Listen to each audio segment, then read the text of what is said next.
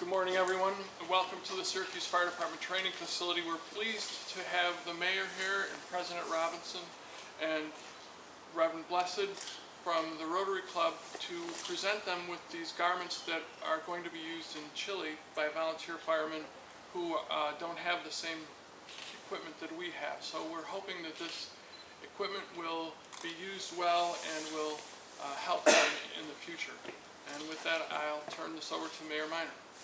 Thank you, Chief Leonard. I think it's very fitting that we're here on the day before Thanksgiving. It is a day when all Americans think about how fortunate we are. And so it's a day that we can share resources that we have with others who don't. And I want to thank the Rotary Club for putting forward this opportunity to us. And I want to thank President Robinson for taking the lead in this as well. So with that, let me bring up President Robinson, who has a number of remarks. Thank you, Mayor. Today is a memorable day in the city of Syracuse. I was approached a little while back by members of Rotarian and Blessed Sikosana, and I was told that the city of Serena in Chile was all volunteer. There was no equipment for them to use to save lives. Well, immediately I made contact with Chief Leonard to ask him whether or not there was any unused equipment lying around. He said yes, he would do an inventory. We went to the mayor, and the mayor said yes, very wholeheartedly, if there's material around that we can use to save lives in the town in Chile, then we will do it. And so today, again, as the mayor said, prior to Thanksgiving, this is a very memorable occasion, and I think it is a gift that we can be proud of for Thanksgiving. Now let me bring up the impetus behind this whole project, which is Reverend Blessed, who has been active with the Rotary Club and the immigrant community, and because of her hard work, we are here today. So with that, Reverend Blessed. Thank you. I'm here today on behalf of District 7150, which is part of the Rotary International. We are here to receive the donation of the fire gear, which is going to the Chile, the Chile firefighter volunteers. They go out there with their own clothes, and I think this donation is going to be very, very helpful to them in the sense that now at least they have some protective clothing. On that, I just want, on behalf of the Rotary International, my club, Syracuse Sunrise, I want to thank the mayor very, very much. I want to thank the chief. Chief, thank you very much for this donation, and also want to thank the president, Van Robinson. Thank you very much for this wonderful donation. Thank you. Thank you. So with that, we'd be happy to entertain any questions that anyone has. Can you talk about what type of gear this is and its condition and what exactly you're doing? Well, the gear is in good condition. It is a combination of Kevlar, which is made up of the police department's vests, Kevlar for strength, and Nomex for fire resistance. The National Fire Protection Association requires that fire departments in the United States remove from service after 10 years these garments.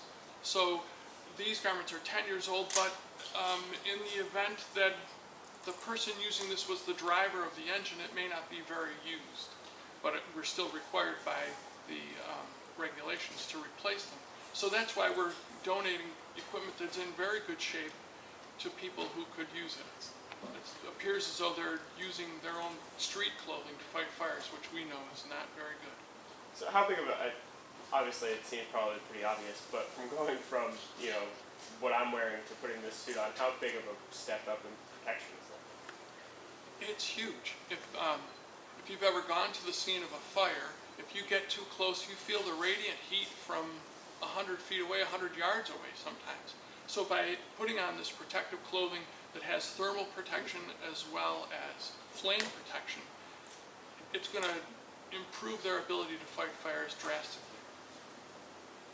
Does this include masks or anything else like that, or just the, Unfortunately, all we had surplus was, I believe it's 55 coats and 84 pairs of pants.